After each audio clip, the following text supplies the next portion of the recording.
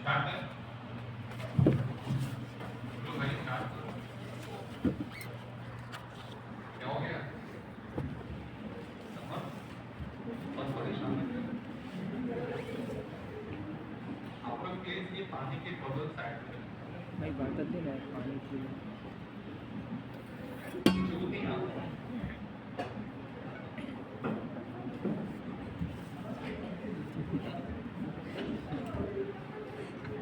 आप सब सोचते होंगे कि सर ये बार बार क्यों आगे बोलते हैं पानी की बोतल अलग करो, ये करो, वो करो, ऐसे बैठो वैसे बैठो।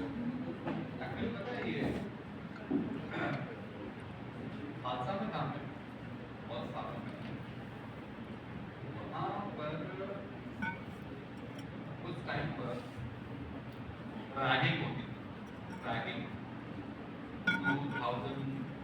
2007-8 की बात। और मेरी बात तो शायद ये फेस हो और विश्वास हो, मैं हॉस्पिटल था बरेला। तो मेरे पूरे दोनों गाल पूरे मार से पूरे फूल इतनी मुझे मार पड़ती है।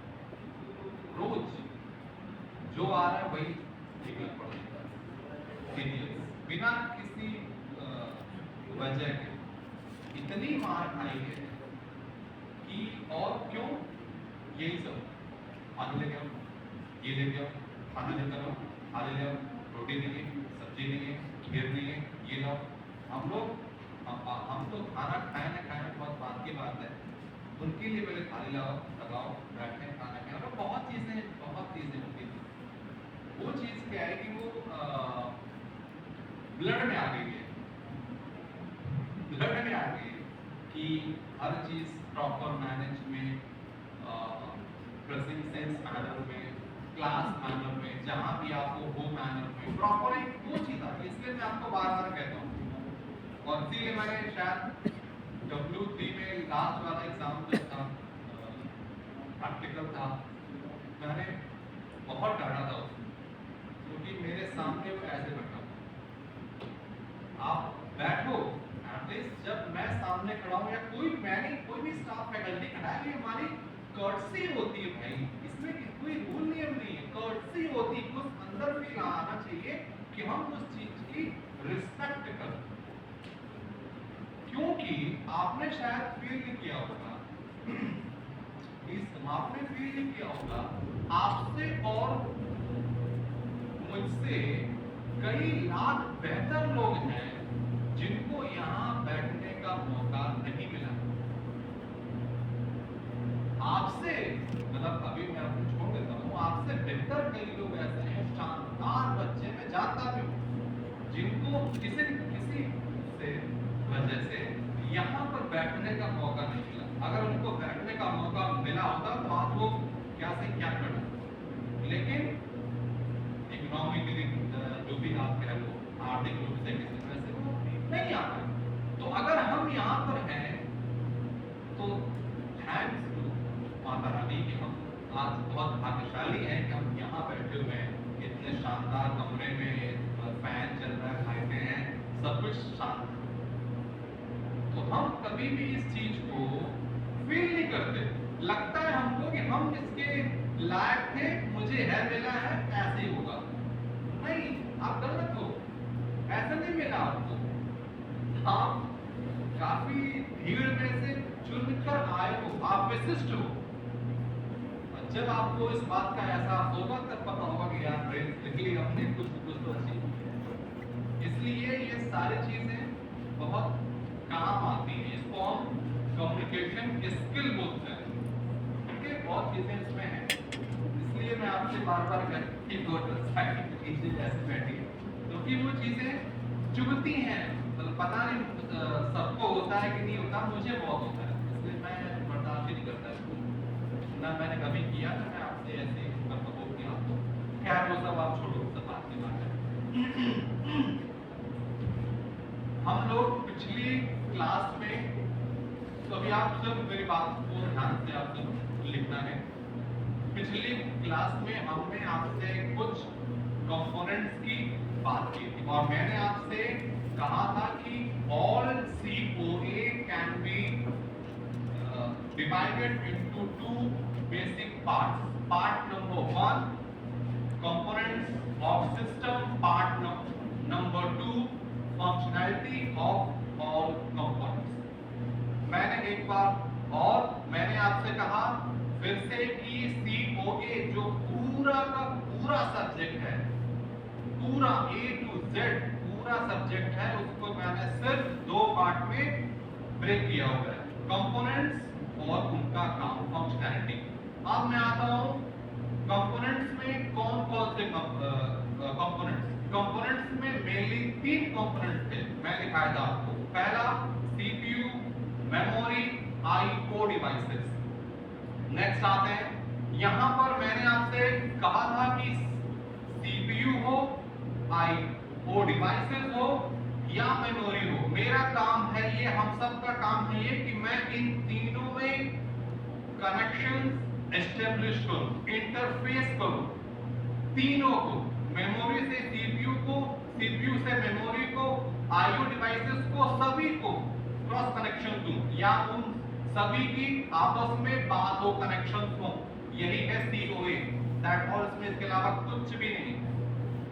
आगे बढ़ता हूं, मैंने आपसे कहा था कि इस पूरे सिस्टम का, कंप्यूटर होल सिस्टम का जो मास्टर है, चाबुक वाला मास्टर है, वो है CPU, प्रोसेसर।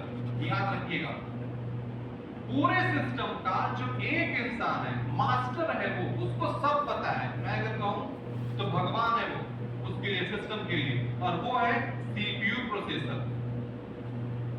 CPU के बाद ही सारा कुछ आता है। आगे बढ़ते हैं, मैंने आपसे ये भी कहा था कि यहां पर अगर CPU को किसी भी सेल को, मेमोरी में जो सेल्स हैं, अगर किसी भी सेल को कॉल करना है, यूज करना है, तो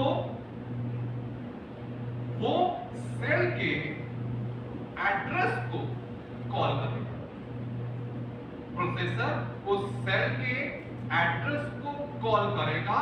सपोज उस सेल का एड्रेस है 201, तो हमें जो कंट्रोलर होगा, मेमोरी का कंट्रोलर होगा, वो 201 को एक्टिव कर देगा, अनेबल कर देगा। अब CPU या प्रोसेसर उसमें कोई भी ऑपरेशन, कोई भी का मतलब यहां पर सिर्फ 2 ऑपरेशन से है, लिखा हुआ है मैंने आपने वो 2 ऑपरेशंस हैं, या तो वहां पर वो रीड होगा या वहां पर राइट होगा। अब रीड और राइट के लिए CPU मेमोरी को कंट्रोल सिग्नल भी देगा। पहला हुआ एड्रेस का सिग्नल, एड्रेस चाहिए मुझे एक सिग्नल। दूसरा हुआ उस एड्रेस पर रीड करना है या राइट करना है, दूसरा सिग्नल, इसको हमने कहा था कंट्रोल सिग्नल। तीसरा सिग्नल है अगर CPU को उस सेल में राइट करना है, ओवरराइट करना है, तो वहां पर हमें डेटा भी चाहिए। आप बताइए, CPU के पास ये है कि आप बताओ कि आपको क्या राइट करना है, so we want data also. तो इस तरह से हमारे पास 3 सिग्नल हुए, पहला एड्रेस का control signal and third is a data signal which is applicable for write operation only. ये कुछ हमने कहा, ठीक है, शायद इतना कुछ हमने उस दिन आपको लिखाया गया। और मैंने आपको उस दिन कहा था कि मैं आपको सारे स्टेप शॉर्ट फॉर्म में लिखाता भी रहूंगा, ताकि आपके पास एक कॉपी हो जाए नोट्स की। एग्जाम के टाइम अगर आप वो कॉपी कभी भी देखोगे तो आपको इतना ध्यान आ जाए कि हमने ये कहाँ से, क्या उसमें क्या हुआ था, क्या पढ़ा। अब आते हैं एक स्टेप और आगे। मेरा सवाल ये था कि किसी भी चिप में, मेमोरी चिप में डेटा, इंस्ट्रक्शंस या कमांड सेव कैसे रहते हैं। मेरा उस दिन का लास्ट टॉपिक था कि किसी भी चिप में, मेमोरी चिप में कोई भी इंस्ट्रक्शन सेव्ड कैसे रहता है। तो उसके लिए टॉपिक था, हमारे पास टर्म थे दो, वो थे byte and word addressable memory, isn't it? Byte addressable and word addressable memory. मतलब हुआ ये कि हम किसी भी मेमोरी को इन दो टाइप से अरेंज कर सकते हैं। पहला बाइट एड्रेसेबल, दूसरा वर्ड एड्रेसेबल, isn't it? वैसे ही है ये कि जैसे आप सब लोग हो, आप सब लोगों का अपने घर में अपने सामान को रखने का ढंग अलग अलग होगा। सबका अपना अपना ढंग होगा। किसी ने ऐसे रखा, किसी ने फेंक दिया, किसी ने वहां रखा, किसी ने वहां रखा। सबका अपना अपना तरीका है, फॉर्मेट है, आदत है। तो सेम यहां पर भी किसी भी मेमोरी में हम किसी भी डेटा को, इंस्ट्रक्शंस को या तो बाइट एड्रेसेबल या तो वर्ड एड्रेसेबल फॉर्मेट में रख सकते हैं। अब आता हूं कि सर ये दोनों फॉर्मेट क्या हैं और इन दो में से बेस्ट वाला कौन सा। उसके पहले एक सवाल है जनरली, मैंने आपसे कहा था कि कंट्रोल सिग्नल्स दो होंगे, ठीक है। पहला था रीड कॉम्प्लीमेंट, दूसरा था राइट कॉम्प्लीमेंट, isn't it? पहला था रीड कॉम्प्लीमेंट, दूसरा था राइट कॉम्प्लीमेंट। मेरा सवाल आप सबसे है ये कि यहां पर हमने कॉम्प्लीमेंट लिया क्यों है। अगर मैं इसको सिंपली रीड और राइट कहता हूं तो क्या दिक्कत जाएगी।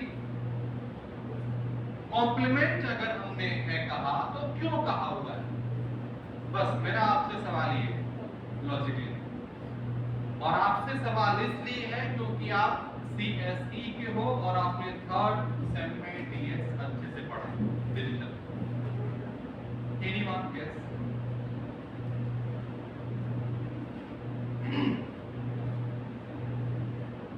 समर्थ?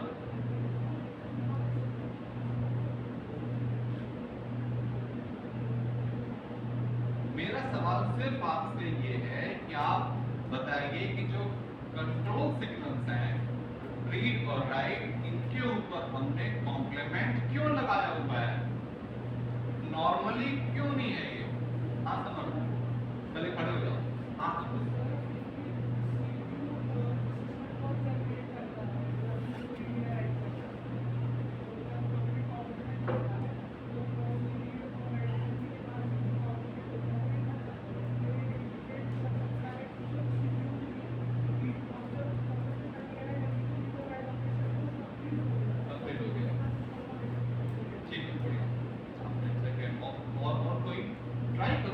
एकदम एग्जैक्ट जवाब नहीं पूछ रहा हूँ, ट्राई करो आप, क्योंकि आपको लॉजिक पता है इसलिए मैं आपसे कह रहा हूँ। अदरवाइज मैं आपसे ये सवाल कभी नहीं पूछूंगा कि ऐसा क्यों है। आपने वो आपको पता है कि क्यों लिखा, सबको पता है। और मैंने आपसे कहा था COA का जो रेफरेंस है 01 बाइनरी सीक्वेंस, 0 उसके अलावा कुछ नहीं है, 01।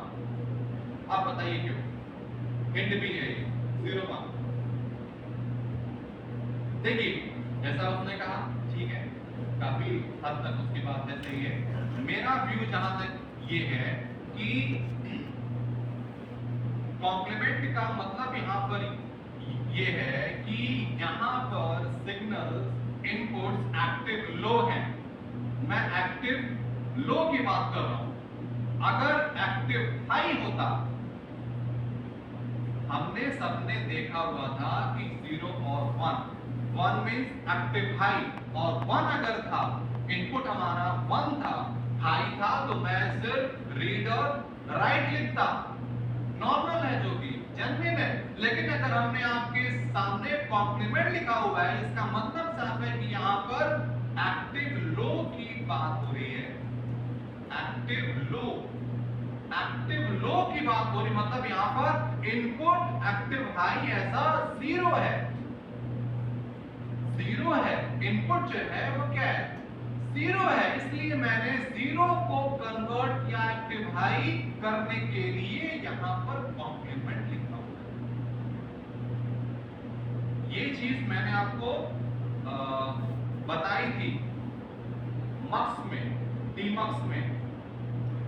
मक्स में अगर आपको थोड़ा सा हो ध्यान तो उस टाइम पर मक्स में 2:4 और उसके साथ साथ एक इनपुट था यहां पर अनेबल का, अनेबल का, एक्टिव अनेबल। इसका मतलब ये था कि जब तक आप इसको 1 नहीं रखोगे तब तक आपका पूरा का पूरा मक्स काम ही नहीं करेगा।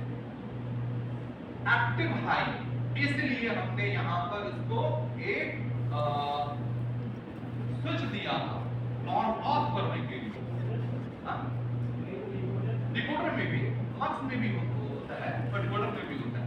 तो हम यहां पर इस पूरे सर्किट की कमांड सिर्फ यहां पर रखते हैं, जब तक ये 1 नहीं हुआ तब तक आपका पूरा का पूरा सर्किटरी एक्टिव ही नहीं होगा। सिमिलरली यहां पर जो ये वाली है चीज ये एक्टिव लो है, एक्टिव लो के लिए मैंने कॉम्प्लीमेंट लिखा हुआ है ताकि अगर 0 भी इनपुट हो तो ये उसको 1 में कन्वर्ट कर देगा। सो यहां पर, और अगर 1 होता तो नॉर्मल है वो। अगर मैं यहां पर सिंपल ये लिखता एक्टिव हाई है वो, उसमें कुछ नया नहीं है, एक्टिव हाई है वो 1 है। लेकिन अगर मैंने जानबूझकर कॉम्प्लीमेंट अगर आपके सामने है, मतलब ये तो पहले से ही है, अगर आपके पास एक्टिव लो आ रहा है तो आप उसको as a active high form में भी कन्वर्ट कर सकते हो। सिर्फ नोटेशन आपको यहां पर चेंज करना पड़ेगा और वो होगा कॉम्प्लीमेंट के साथ। डन।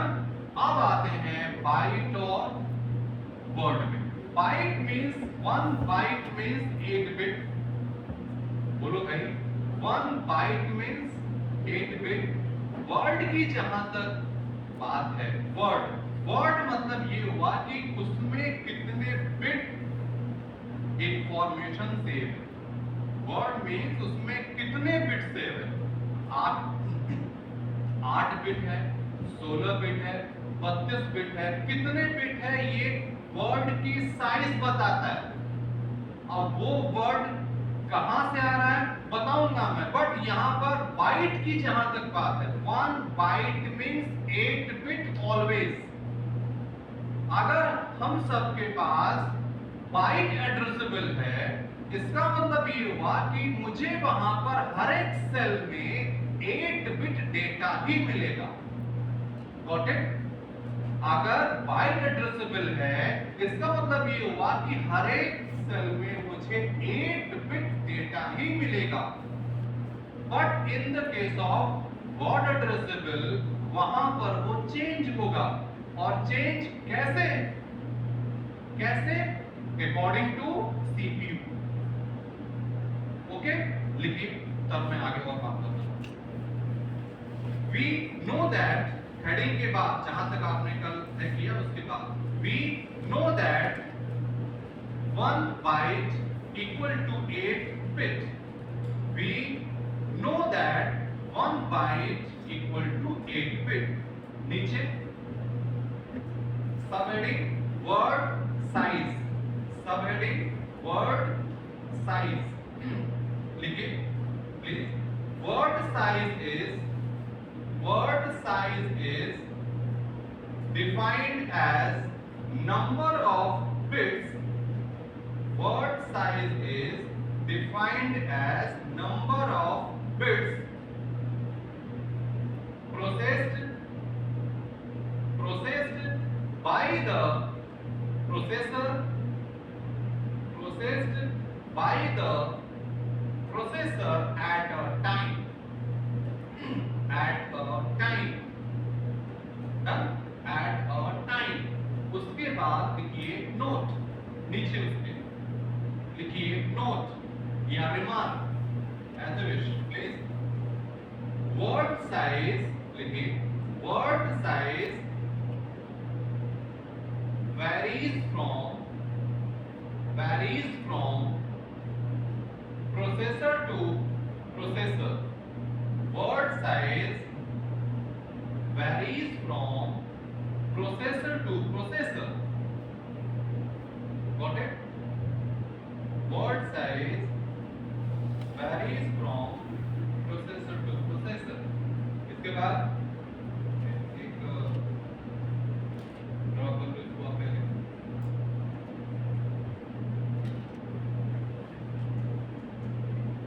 बनाइए आप प्लीज साथ में.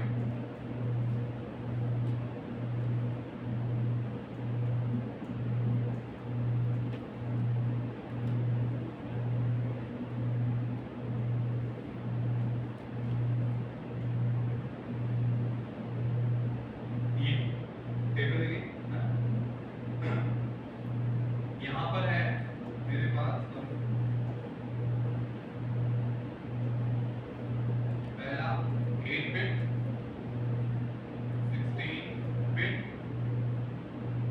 32 बिट, 64 बिट और n बिट प्रोसेसर.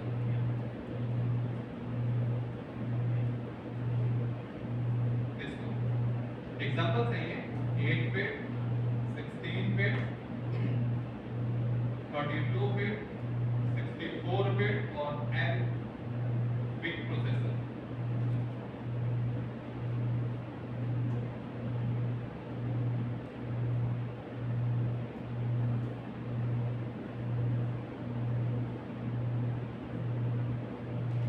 आप देखिएगा प्लीज.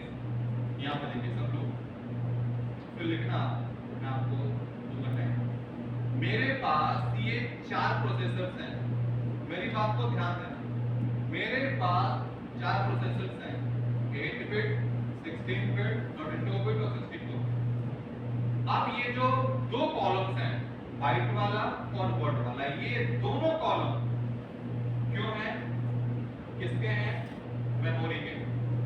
अगर बाइट है, मेमोरी है, बाइट एड्रेसेबल है, तो इसमें मैंने आपसे अभी कहा कि आप कुछ भी कर लो, एक सेल में आपको सिर्फ 8 बिट ही मिलता है. तो ये होगा आपका 8 बिट, ये होगा आपका 8 बिट, ये होगा आपका 8 बिट, ये होगा आपका 8 बिट और ये होगा आपका 8 बिट. मेमोरी अगर आपकी बाइट एड्रेसेबल है, उसके हर एक सेल में सिर्फ और सिर्फ 8 बिट इंफॉर्मेशन अवेलेबल रहेगी. यहां पर कोई भी प्रोसेसर हो. लिखो नहीं बेटा, भैया प्लीज लिखो नहीं. समझो कि इसके पीछे एम क्या है, लॉजिक क्या है. आगे आता हूं. अगर आपकी मेमोरी वर्ड एड्रेसेबल है, वर्ड एड्रेसेबल है मेमोरी, जितने बिट का प्रोसेसर है उतने बिट का वर्ड साइज आपको यहां मिलेगा. जैसे 8 बिट का है, इट इज अ 8 बिट. जैसे यहां पर है तो ये हो गया 16 बिट. जैसे यहां पर है तो ये हो गया 32 बिट. जैसे यहां पर है तो ये हो गया 64 बिट और यहां पर है तो ये हो गया n बिट. और ये जो सारी चीजें हैं ये है क्या? Word size. ध्यान दीजिएगा, वर्ड साइज है ये, वर्ड साइज ये. अब आप इसको नोट कर लीजिए. फिर इसके बाद आगे मैं आता हूं.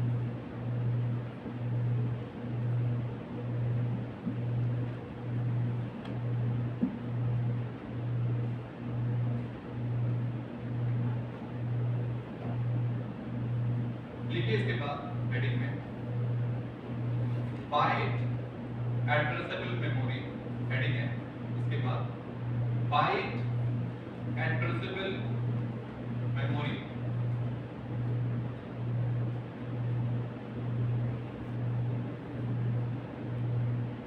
बोलो बोलो. देखिए byte addressable memory.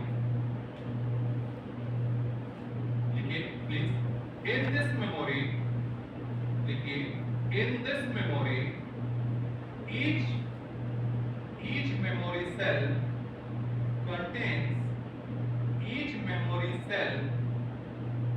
contains one byte, bracket में 8 बिट, क्लोज ब्रैकेट में 8 बिट, 1 बाइट ब्रैकेट में 8 bit, bracket close, information, okay, 1 byte 8 bit information, stop, means each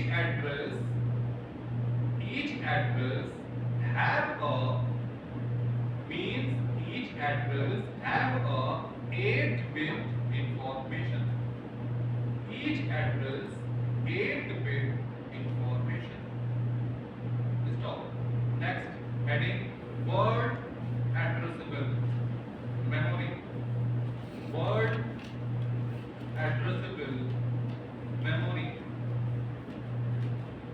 In this memory, each memory cell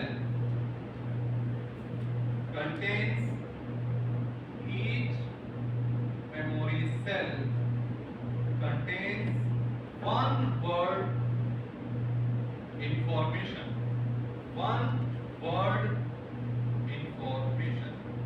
Stop.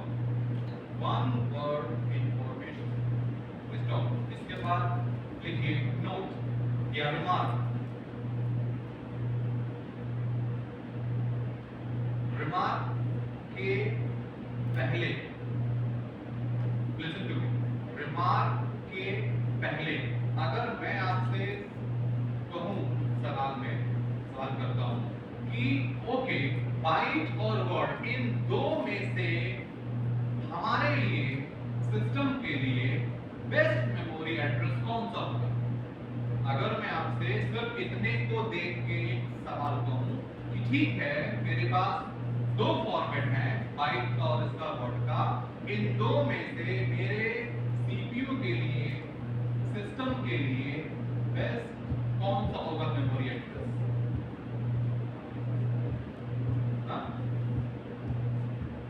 तो हमारे लिए by default जो भी है वो है सिर्फ और सिर्फ byte addressable system. Okay, by default आज के टाइम पर सभी मेमोरीज जो हैं, लैपटॉप हो, सीपीयू हो, फोन जो आपके पास होगा, उन सभी में बाइट एड्रेसेबल मेमोरी ही रहेगी, वर्ड एड्रेसेबल नहीं रहेगी. क्यों नहीं रहेगी? लिखिए, नोट में लिखिए, word size may be different for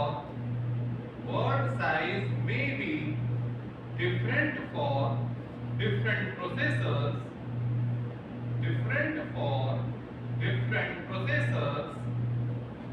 That is, word size is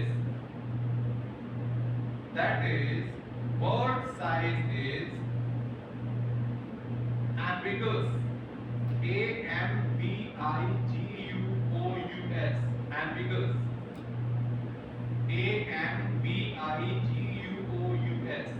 Stop. Ambiguous को आप मार्क कर लीजिएगा, ambiguous को. Hence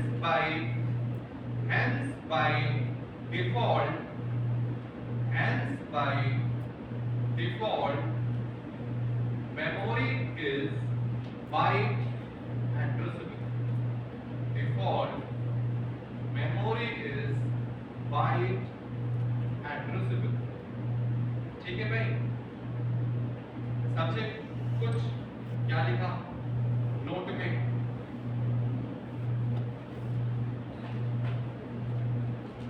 एम्बिगस का जो ये है वर्ड टर्म है, इसका मतलब होता है अनस्टेबल, श्योर न होना, कंफ्यूज करना. इसलिए यहाँ पर जो मैंने आपसे कहा हुआ है वर्ड एम्बिगस, मतलब डाउट होना, श्योर न होना कि ऐसा है या नहीं. इसलिए हमने यहाँ पर सिर्फ और सिर्फ बाय डिफॉल्ट बाइट को ही लिया हुआ है.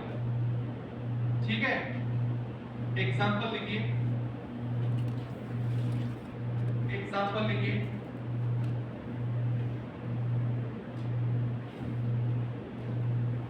पहले आप मुझे बताओ, ये नोट में जो लिखा है आ रहा है समझ में आपको? पीछे आ रहा है? श्योर? ओके। मैं इसीलिए हर एक स्टेप बाय स्टेप आपको लेके आगे बढ़ रहा हूँ इजी वे में।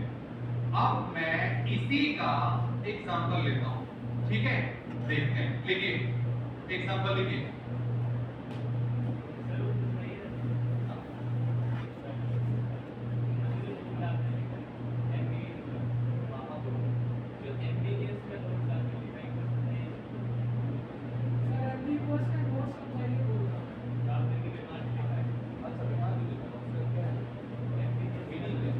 श्योर ना होना, किसी भी चीज को लेके श्योर ना होना, डाउट ना होना, कंफ्यूज ना होना, स्टेबल ना होना, एम्बिगुअस, शायद ये शायद वो की बात है, इसलिए मैंने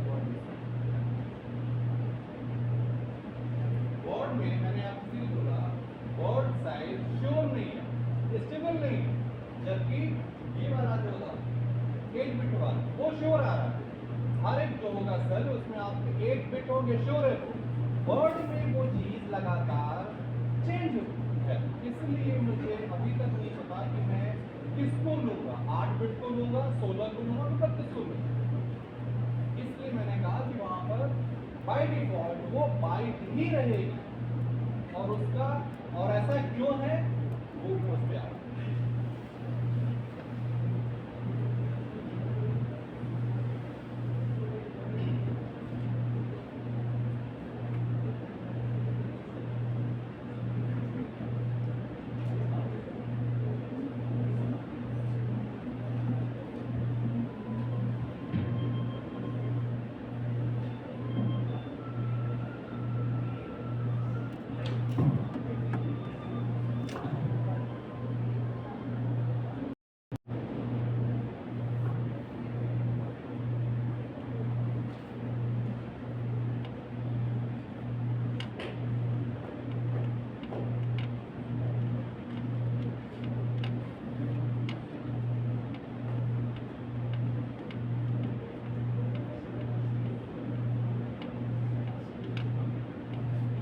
लिखो इसको अपने साथ, लिखिए साथ में। एग्जाम्पल है ये, लिखो आप पहले एग्जाम्पल है ये, लिखिए।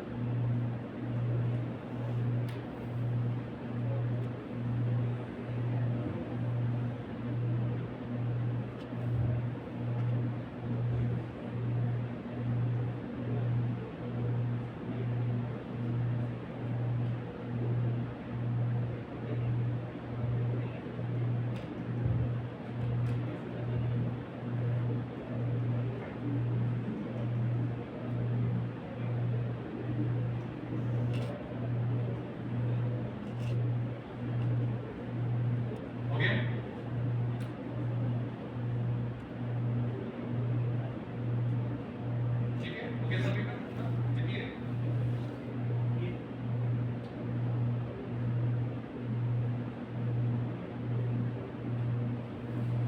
ओके बोलो भाई इतना हो गया सभी का ना ठीक है अब मेरी बात सुनिए सभी लोग स्टॉप एकदम लिखना नहीं किसी को ठीक है सुनिए बहुत अच्छी चीज यहाँ पे मेरे पास एक सिस्टम है ठीक है मेरे पास एक सिस्टम है सिस्टम में रैम है रैम उसमें ठीक है अगर आपने देखा होगा कभी तो रैम वहां पे ऐसे स्पॉन होती है अरे स्टिक होती है रैम लगी होती है एक मेरा कोई है खास दोस्त आया वो उसने बोला मुझे रैम चाहिए तो वो आया और मैंने अपनी रैम उसको दी और वो ले लिया ठीक है अब यार रैम नहीं है ब्लैंक है तो मेरे पास एक रैम पड़ी थी कितने की भी हो 2 GB की हो 4 जो भी था ठीक है मैंने उसको लिया और लगा ऑन किया सिस्टम ऑन हो गया चल रहा है ठीक है या ये चीज कहीं भी होगी आपके पास होगी मेरे पास कहीं भी होगी जनरली नॉर्मली हम लोग यही करते हैं सीपीयू थोड़ा सा दिक्कत आ रहा है आपने उसको किया ओपन किया रैम निकाली साफ की फिर लगाई या रैम अच्छे से अगर आपको अधिक कुछ काम है करना तो रैम अगर आपकी कम है तो आपने रैम वाली रैम अलग कर दी और कोई रैम लेके आ गए वो लगा दिया 2 GB की है उसको किया अलग 4 GB की लगा दिया 4 की है वो अगर आपको उसमें काम आपका अच्छे से नहीं हो रहा है उसको रख दिया और अधिक की रैम लगा इन सभी प्रोसेस में किसी ने भी प्रोसेसर की बिट कितने का प्रोसेसर है ये सवाल नहीं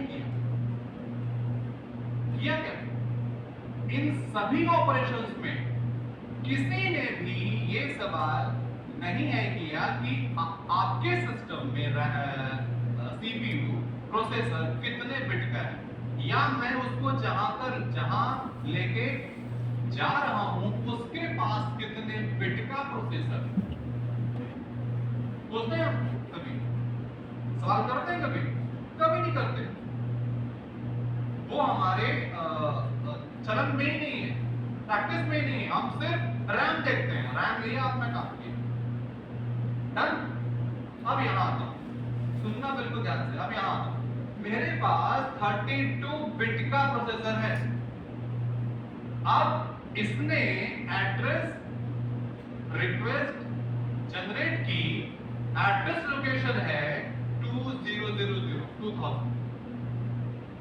मेमोरी को इसने कहा कि 2000 पर जो भी इंफॉर्मेशन है वो मुझे ग्रैब करनी है अनेबल करो उसको ओके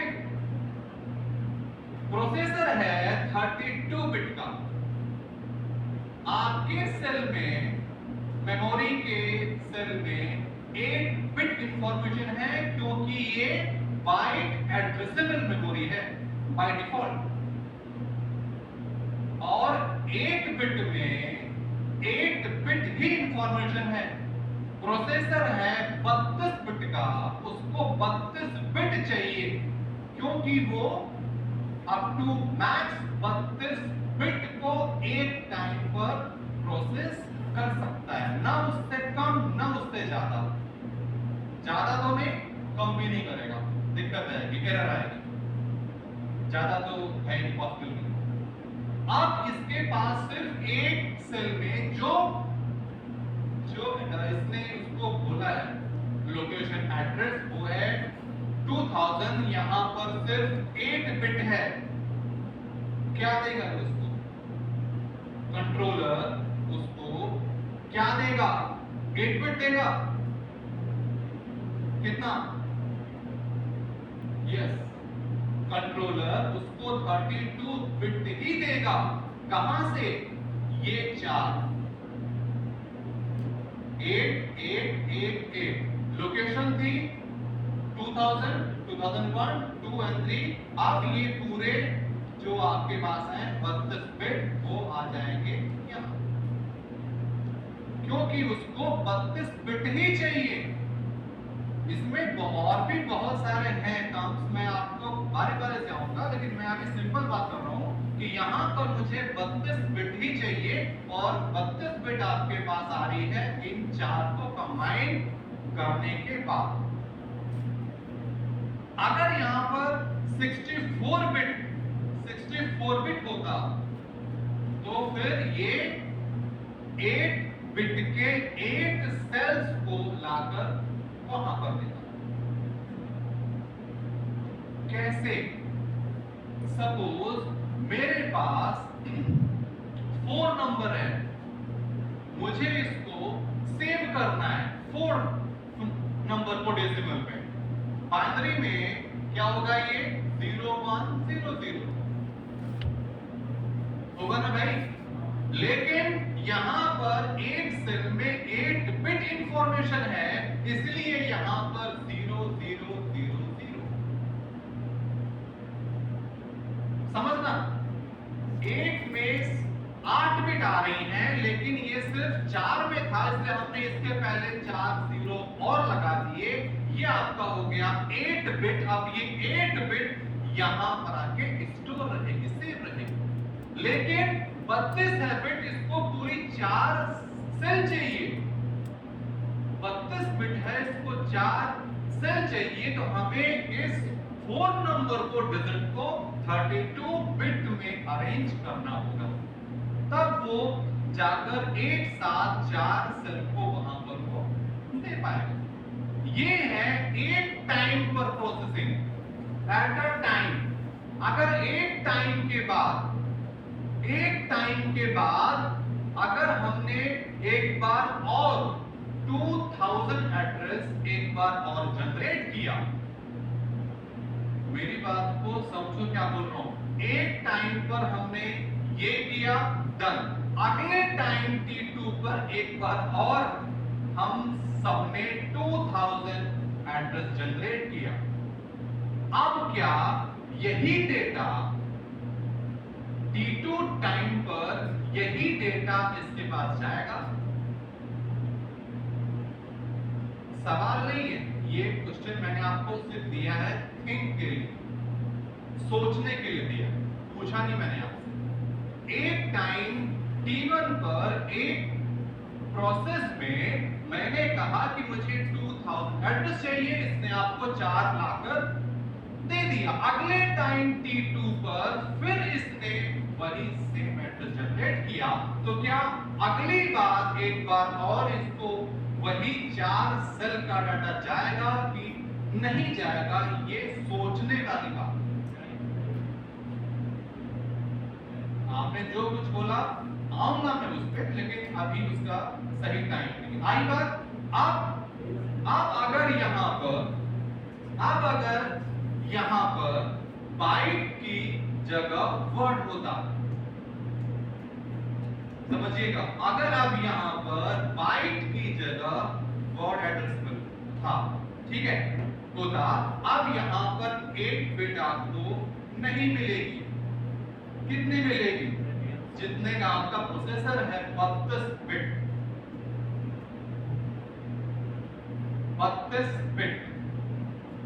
32 बिट मिलेगी आपको एक सेल में। लेकिन प्रॉब्लम तब आएगी जब मैं यहां पर 64 बिट रखूंगा प्रोसेसर को, 64 बिट रखूंगा प्रोसेसर को, और यहां पर मैं इसको वर्ड, उसको मैं बाइट के हिसाब से रखूंगा। समझिएगा, प्रोसेसर 64 बिट या 32 बिट, मेमोरी टाइप अभी भी बाइट है,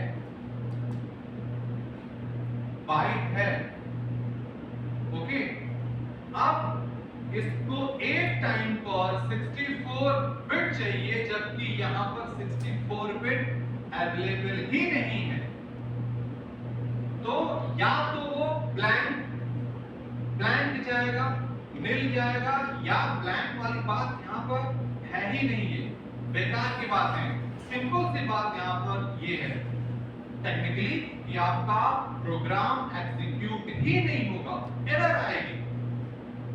इसीलिए यहाँ पर हम सभी मेमोरीज में बाइट एड्रेसेबल ही रखते हैं, क्योंकि पहले से ही मुझे ये डिफाइंड है कि वहां पर हमें 8 बिट ही मिलेगा।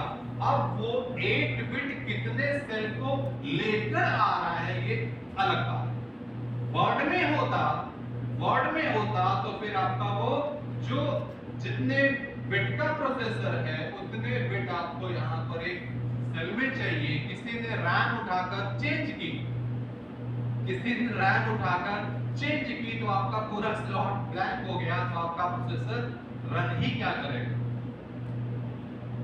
आई बात आपको। इसीलिए अब इस केस में जब आपके पास बाइट एड्रेसेबल है तो आप किसी भी रैम को उठाकर लाकर दो लगाओ, आपके लिए वो डेटा हर टाइम पर वहां पर प्रेजेंट है। जबकि in the case of word addressable आपके पास शायद किसी टाइम पर वो चीज अवेलेबल ना हो, या अल्टीमेटली मैं आपसे कहूं तो वो आपके लिए बहुत प्रॉब्लम वाली बात है कि एरर वाली बात है कि इसलिए मैंने सभी मेमोरी स्लॉट को बाइट एड्रेसेबल में ही रखा हुआ है बाय डिफॉल्ट। अब वहां पर जितने बिट का भी हो, डोंट वरी, आपको वहां से मिलने ही वाला है इंफॉर्मेशन। 64 का हो, 8 का हो, कितने बिट का भी हो, मेमोरी आपको देगी। और इन सबसे बड़ी बात ये मैंने आपसे कहा था अभी कि यहाँ पर पूरे होल सिस्टम का मास्टर कौन है? सीपीयू है, प्रोसेसर है। सीपीयू को ये बात मालूम है कि 32 बिट का है तो मुझे इन 4 बिट से ही डेटा मिलने वाला है।